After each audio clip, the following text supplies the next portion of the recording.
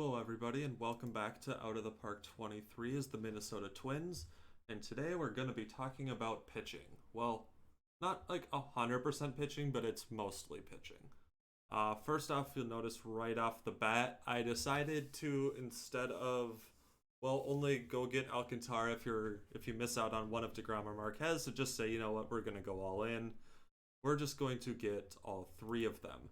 DeGrom, we could not get to do a second year kind of team option thing, so he's just here for the 1 year. We'll kind of see how it goes. Obviously, there's injury risks. I mean, there's a couple of injury risks on this team for sure. But, I mean, it's Jacob DeGrom. What more can you really say? Herman Marquez, I was able to get the team option to the point where hopefully I can get those 2 years out of him. We'll kind of see how he looks being away from Coors Field and see if this 70 movement extreme ground ball will play pretty well with my good up the middle defense behind it. And we did also make the trade for Sandy Alcantara. I believe this is what I showed before, which was Austin Martin, Ryan Jeffers. Martin, he's kind of fine everywhere, but can't really play anywhere. I mean, the fact that he's a third baseman makes me kind of wish I had. And he hits right-handed. Like, there could have been a spot for him on my major league team this year, I think. But I would just rather have Alcantara. This is interesting with, like, I think really something that, because I was just looking at him just before I started recording, and they had him in AAA as their center fielder, and now he's their third baseman in AA. And like, I think there's just a lot of question marks here of where can he actually play and be effective. I mean, the power just isn't really developing. The contact isn't there. Like, this to me is kind of the worst case outcome for Austin Martin in real life. Of the Twins have tried to get him to hit for power, and he's lost the contact for doing it, but the power hasn't developed. So do you just kind of ditch the power then to try to boost this contact, maybe the gap power back up a little bit, and have him look kind of more like Sal Frelick? Like, this to me is what I think you want Austin Martin to look like.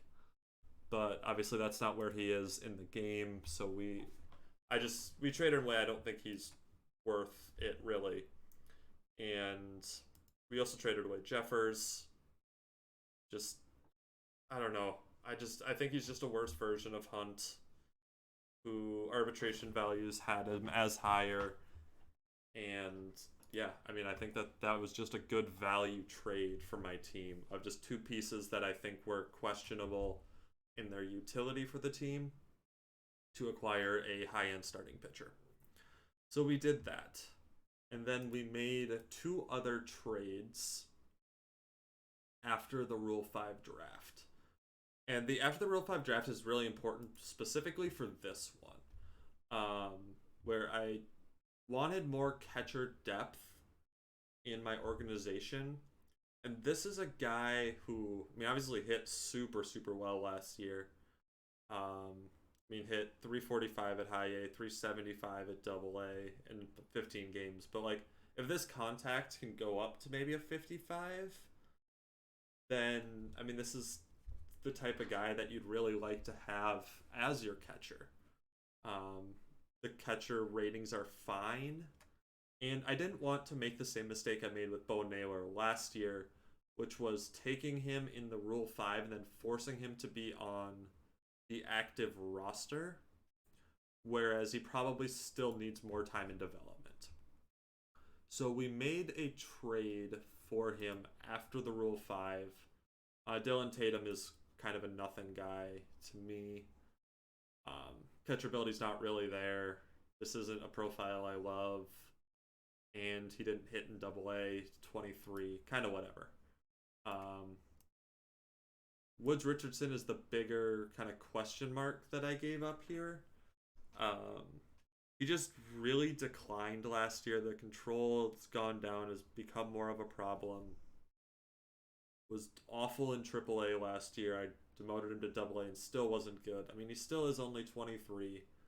There's a world in which he is a useful reliever, but I don't know. I think that the potential value of Gutierrez as a starting MLB catcher next year, I think, was just higher than the value provided by the two people I gave up.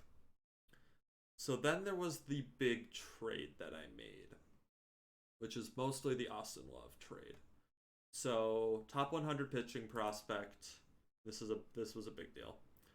Was I gave up 5 pieces that are all pitchers for him and 2 other pieces.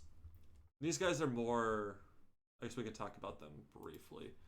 They're more kind of like these lower end shots in the dark that I just like taking. I like having these guys in my organization because if you just hit on a couple of them, then they're really good pieces to have on your team. He is probably just a second baseman who can play short, can play third. But yeah, I mean, this is decent contact, decent home run power. Like, I don't see the 65, but I see a maybe 55, 60, where if this contact really does play up, then potential good piece. Yeah, I really don't like how it does that. Let's go. But yeah, so this is Austin Love. Was pretty decent in AA last year. Like, I think this is a really nice setup. I like the higher movement. Just, to me, is a better floor than kind of the high stuff, high control, low movement guys like Joe Ryan. And just, I think really the biggest thing is not Rule 5 eligible, doesn't have to be on the 40-man yet, still has all the options, whereas Ryan was kind of running out of time.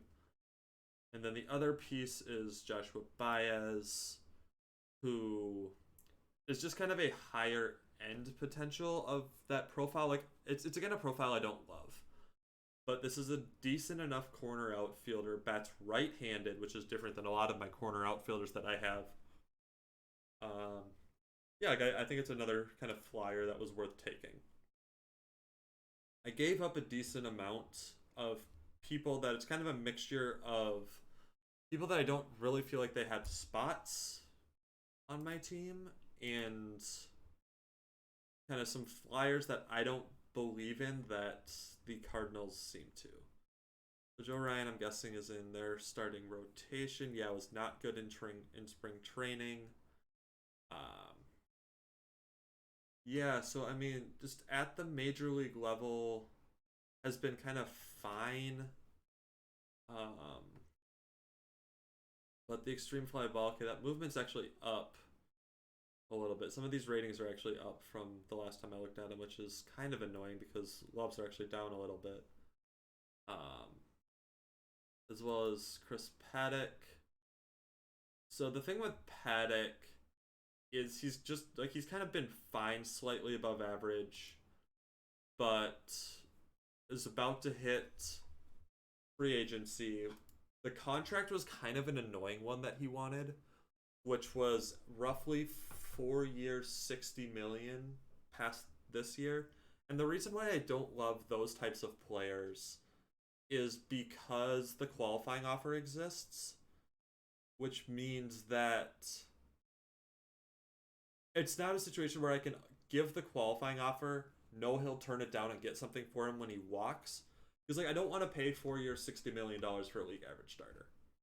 Which, I mean, these ratings say he should be more than that, but he pretty consistently has been right around league average. So I kind of thought that I could get more upside than what those two provided in a top 100 prospect who's in AAA and these two pieces. And then the other three, Whitley returns, ironically, to St. Louis, where I grabbed him off waivers in the 2023 offseason, where he wasn't great for me last year, so I felt fine with that. I like my bullpen quite a bit. Greg Duffield's a guy that a lot of people like, and I don't really know why. Had a good ERA last year, I guess. But, like, these ratings just aren't great. He's not really a hitter either. I mean, I guess like fine minor league depth, but like when it was, you a lot of time would do make this work now with other people. Everybody else there would be 55 potential or higher, and then this guy, and I don't get it. Maybe he'll prove me wrong. I need to make sure I have him on this to see if something happens with him. Sean Mooney is another guy that I think is just kind of a mediocre prospect. He's 26.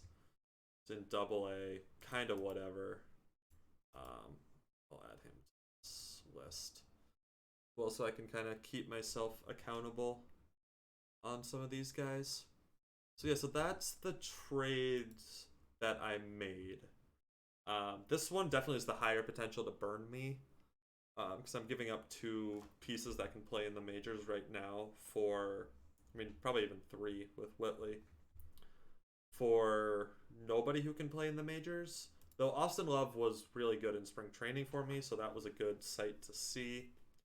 Definitely walked too many guys, but 2.1 ERA, can't really complain about that. We'll see how he starts out in AAA this year. Yeah, so the other thing that I kind of wanted to talk about with off-season stuff is I kind of went in. Oh, who are you? Hold on. I don't know where you came from, but we need to. Okay, I'm fine paying you a $70 million or 70 million dollar. Yeah, that's fine. I don't know who that is. He was not there before, but you also should show up on this. So I created this filter for minor leaguers that basically the idea behind it is to find players that you can get on minor league contracts to kind of just help fill out your minors. So like a guy like this has potential value because he could play higher up in the system as a pitcher, because he kind of has this 35 overall right now. And then you can show up some of these types of guys as well. That's pretty concerning. 20 overalls at age 23 is a little iffy. Yeah, I'm not going to go after either of those guys. But somebody like this is potentially more interesting because they have at least some potential. Wasn't great in rookie ball, but let's see, what are your stuff like there? You could pitch in the Dominican League. Yeah, so do stuff like this. Let's see, hitters. Anything weird that popped up? Oh, you're like a center fielder too? Okay. Oh no, that's actually a different guy. Just another I name.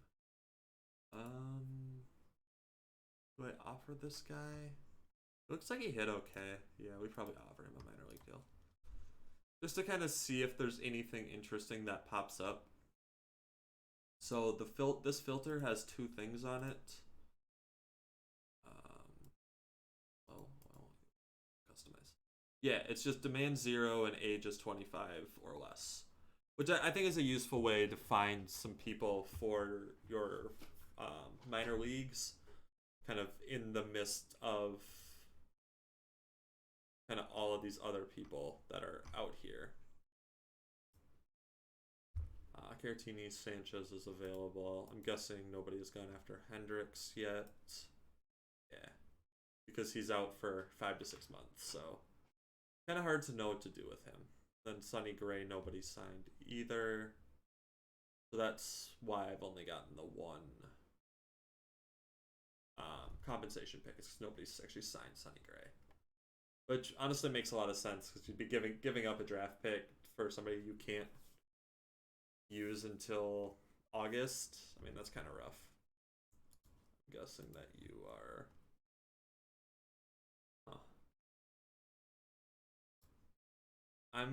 This is something I'm gonna keep an eye on. I might, if I can get him on like a team option for next year type of thing. just because I mean he's just Liam Hendricks is really good. So yeah, we'll kind of take a look at that. But that's our filter. I've signed a bunch of people in the offseason with that. We'll see if any of them actually end up doing anything. If somebody does, then I'll let you guys know. So first we'll look at the pitching staff. Obviously, you kind of saw the starting rotation is absolutely stacked. When a guy who had this year last year is your number 5 starter, that's a pretty good spot to be in. As far as the bullpen goes, it's pretty young. Duran at 26, Alcala. Nardi's ratings have gone down, which has me a little concerned. It's good in spring training though. Alcala is honestly like I mean this scares me. Having a 5 ERA in spring training. I mean obviously he's coming off of a really good year last year, but it's something to kind of keep an eye on. His ratings have came down. Cano's also concerning. He did have a scoreless spring training, but obviously wasn't incredible last year. I mean, the FIP tells a different story, obviously, and part of this ERA is inflated by that fake start. But yeah, we'll see. I mean, but again, like this is the type of profile that I think is just good for this team. It's the high movement, extreme ground ball, people that are going to hit the ball up the middle against Royce Lewis, Carlos Correa are going to have a bad time. Diaz is our Rule 5 guy, who I think is just another good middle of the order, just middle relief piece. Wasn't great in spring training, which is a little concerning. Again, because of the Rule 5 situation where I have to keep him in the majors if I want to hold on to him, which if he does struggle, I think I'm more willing to cut bait on him than I was on Naylor, but we'll see because I do have more pieces in AAA. Colby White got a massive buff in the off-season, kind of right before spring training. He added a sinker, which dramatically bumped up the movement.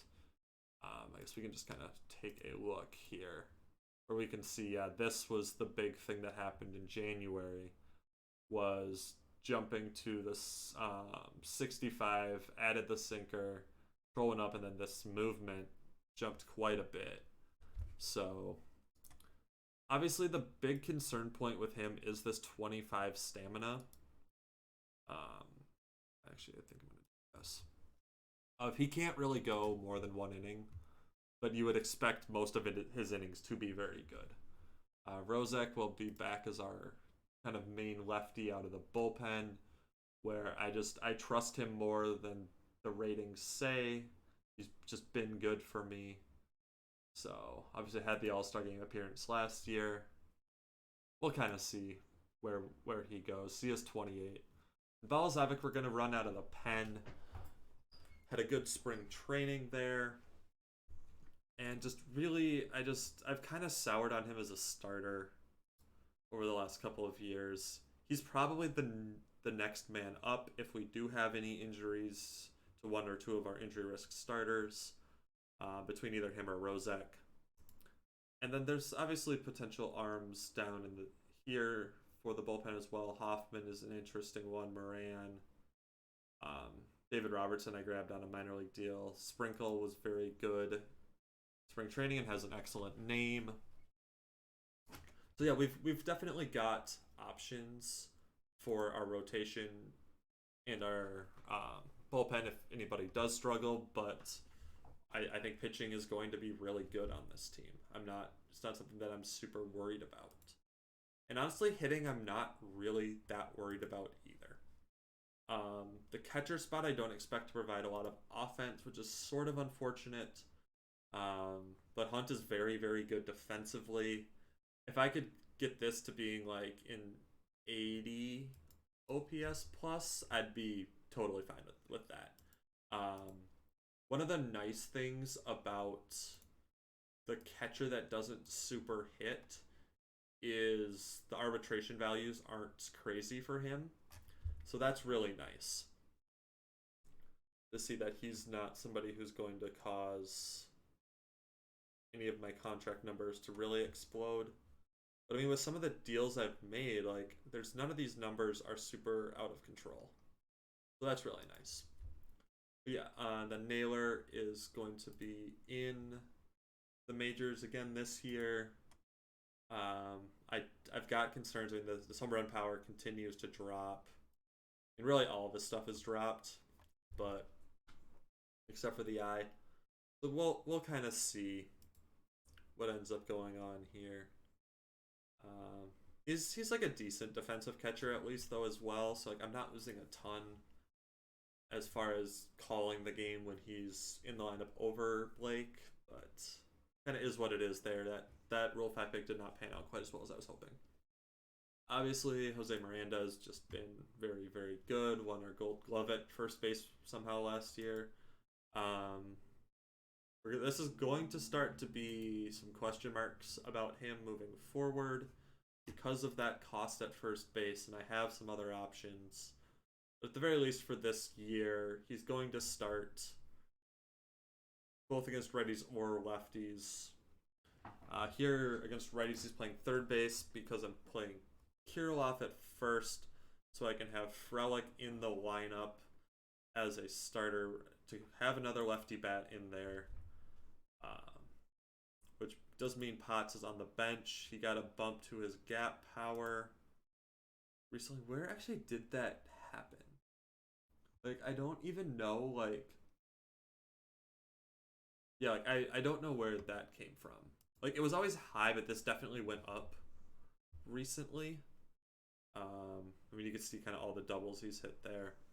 Where, I mean, this is definitely a guy that I want playing a decent amount. He's playing 3 to 4 times a week against righties, who he was definitely worse against last year. Let's see if we have to go to 3. Yeah, because he hit lefties to this kind of 142 OPS plus and was like league average against righties. So yeah, so I mean, so we don't need to necessarily play him every day. Aranda is kind of here as a kind of he's really mostly a backup lefty hitter off the bench. But yeah, Polanco is around as honestly mostly a DH because he's not as good defensively as Royce. I really need his bat to play up this year. I'd really like to move him during the year, I think, because just he's kind of just obsoleted on this team. Of I feel like he's probably better against righties than Potts, but not by like a ton. And he didn't hit lefties at all last year. And if that continues, then really like he's not that much better than Aranda at second. I have Amaya up here to be my backup actual shortstop. Even though like he's no bad all glove, but that's fine. So yeah, so Polanco is definitely a guy that I can see myself trading during the year. Probably will actively look to do so, because at the very least, I don't see a world where I'm taking this team option. So if I can move him during the year, I'm actually sort of curious. Yeah, so I mean, obviously we're never paying this, right? And this is annoying because he could. This means that he might not turn down a qualifying offer.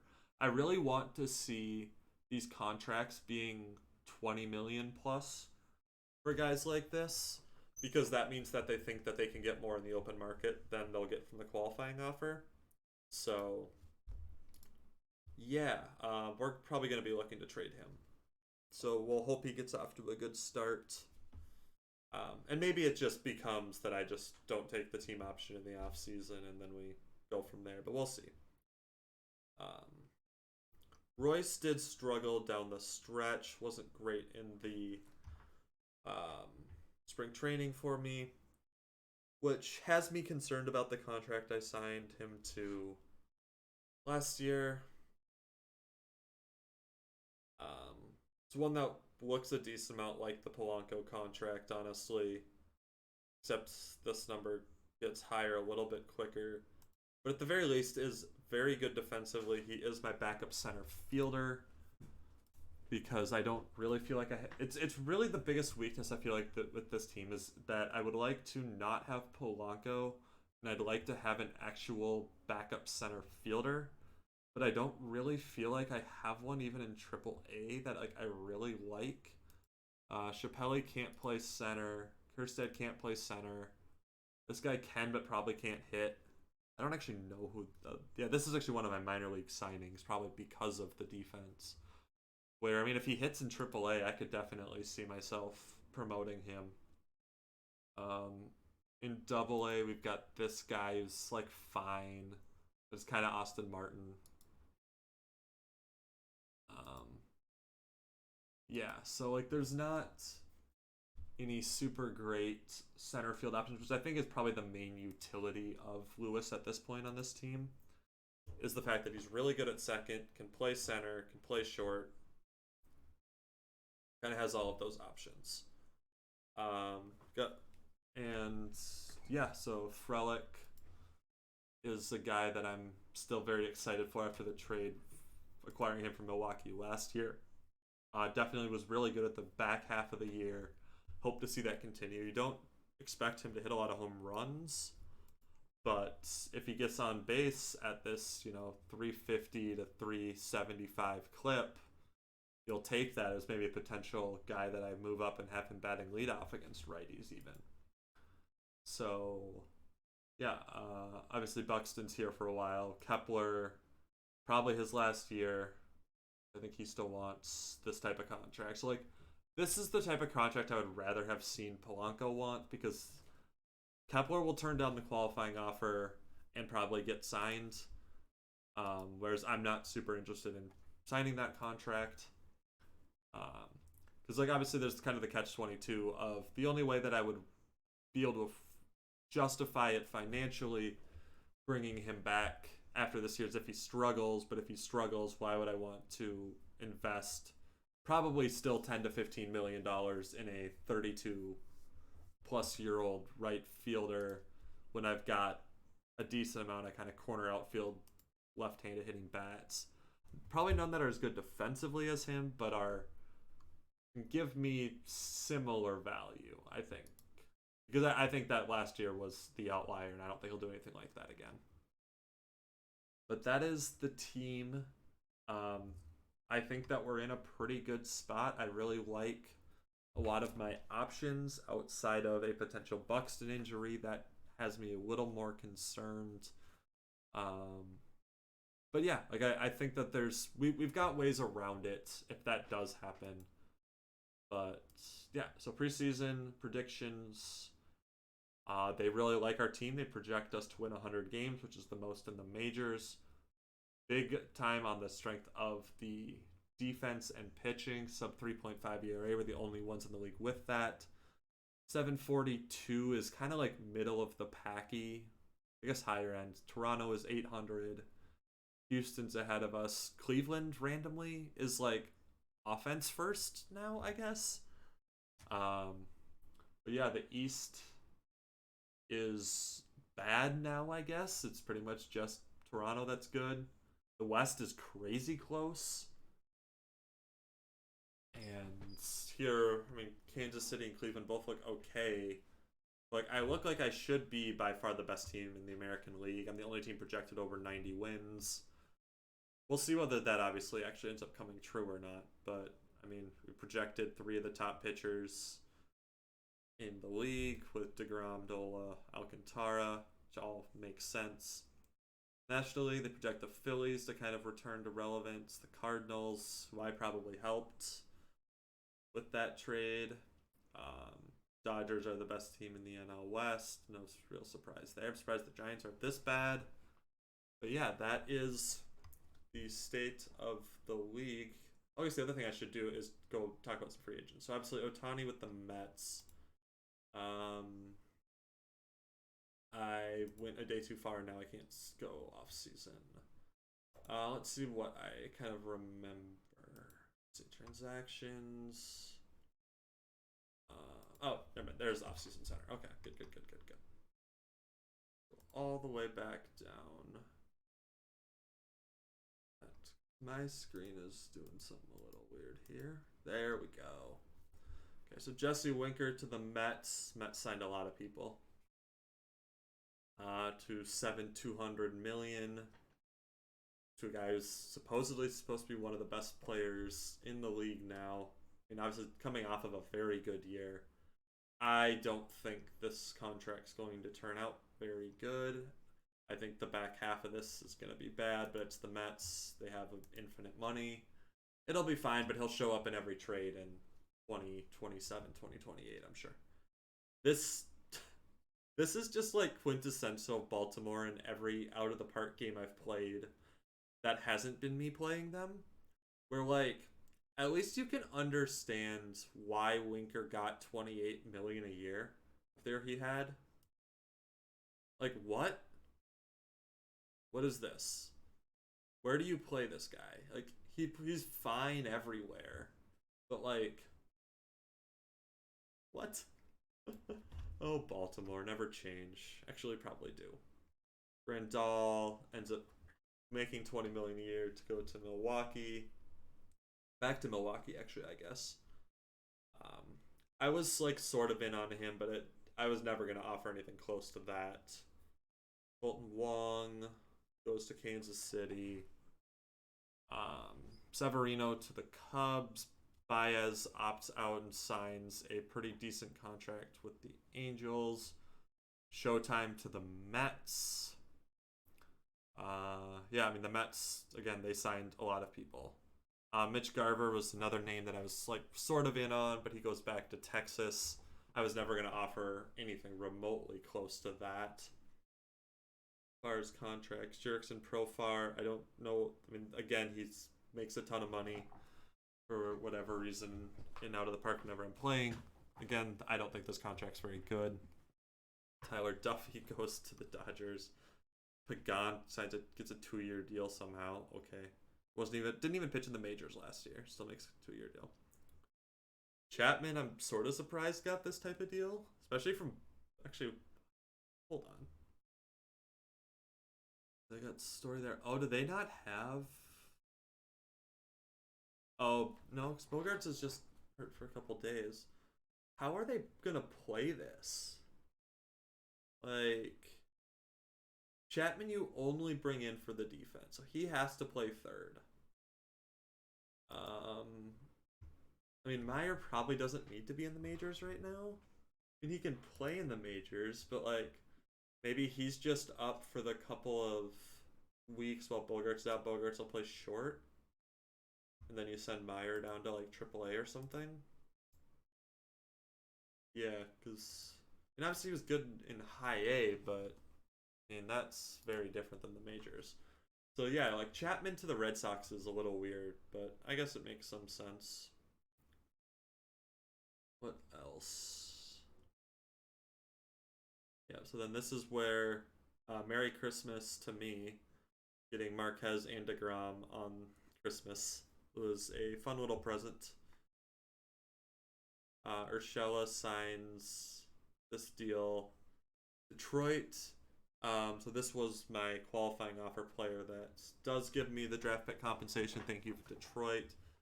And as I kind of figured he was going to end up settling for less than that $18 million number. But he wanted like a $24-25 million deal. So that like that's sort of the qualifying offer game of why there's a lot of value in it for teams. Is I was able to abuse that he ends up making less than it, but because he thinks that he can get more, doesn't take it. And Detroit gives me a first round pick. So that works out pretty well for me. Musgrove to the Angels. Nick Ahmed was a guy who people were very excited about. It's a 5-year deal as a 34-year-old shortstop who, even last year when he was worth 4 WAR, just all came defensively. So, I mean, because, like, this is basically just Correa that can't hit. So, I mean, yeah, he's won 3 gold gloves, but, man, that's a lot of money to be spending on a shortstop that can't hit, especially when it gets up to 38, 39. I mean, oh boy. I was never, I mean, obviously with my team, I was never going to be in on that, but no matter what team I'm playing, I'm never doing that type of contract. Not to a 34-year-old. Sort of the same thing with Segura here, I think. Devers gets a 7-year, $156 million deal to the Cubs. Cubs are a team that I think are pretty interesting, honestly, in this save. Yeah, so they signed Severino. Simpson is a TCR guy who's turned into a stud. Alzolay was good last year. Steele's kind of fine. Anderson's fine.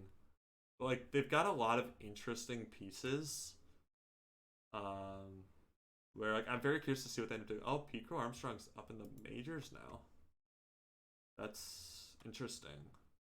Yeah, I mean the bat's rough, but he's very good defensively.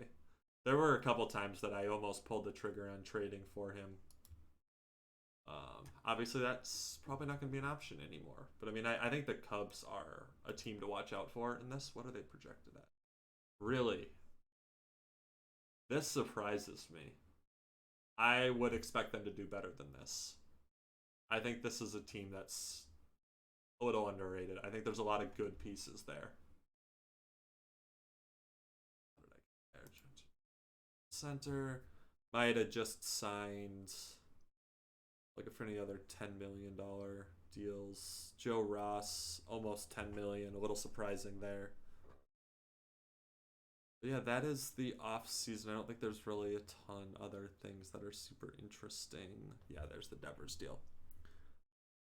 Sean Romero. Yeah.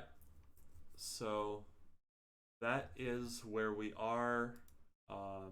Hopefully we get this guy. That's a really I'm glad that I went in here to show you guys the filter because this is a guy who was like just new available out here.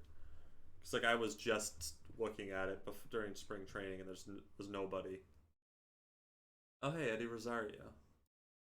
I kind of want to if he's willing to take a minor league deal. Let's see. Major league option.